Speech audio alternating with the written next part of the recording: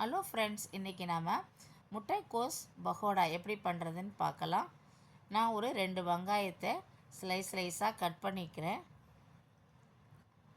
Cut பண்ணி இதில் எடுத்து போட்டுக்கிறேன்.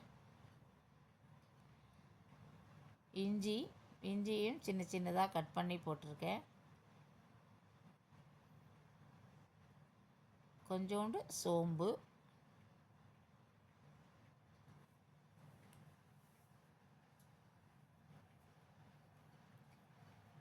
மிளகாய்த்தூள், மஞ்சத்தூள் போட்டுக்கலாம்.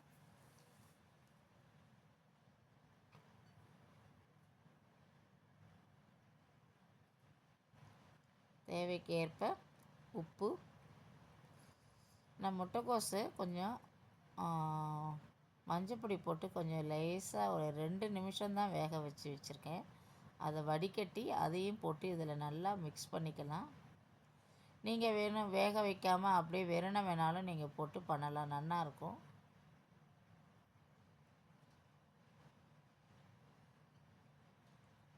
இப்போ நம்ம கடலை மாவு போட்டுக்கலாம்.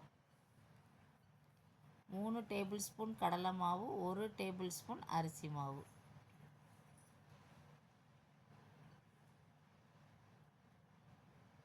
போட்டு இப்போ நல்லா கலந்து விட்டுக்கலாம்.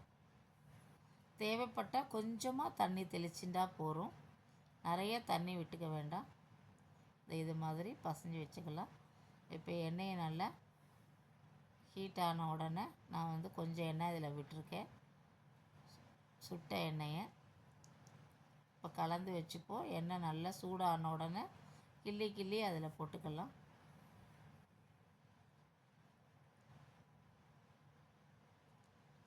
இது ரொம்ப டேஸ்ட்டாகவும் இருக்குது, நல்லா கிறிஸ்பியாகவும் இருக்குது. ஈவினிங் ஸ்நாக்ஸ் பண்ணிங்கன்னா சூப்பராக இருக்கும். குழந்தைங்க எல்லாமும் விரும்பி சாப்பிடுவாங்க. சில பேர் முட்டைக்கோஸ் சாப்பிட மாட்டாங்க, பிடிக்காதும்பாங்க. இது மாதிரி செஞ்சு கொடுத்தீங்கன்னா நல்லா சாப்பிடுவாங்க.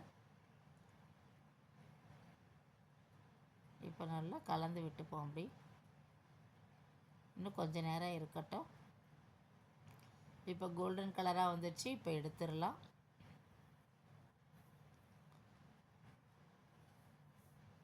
இந்த பகோடாவோட ஒரு டீ போட்டிங்கன்னா சூப்பராக இருக்கும்.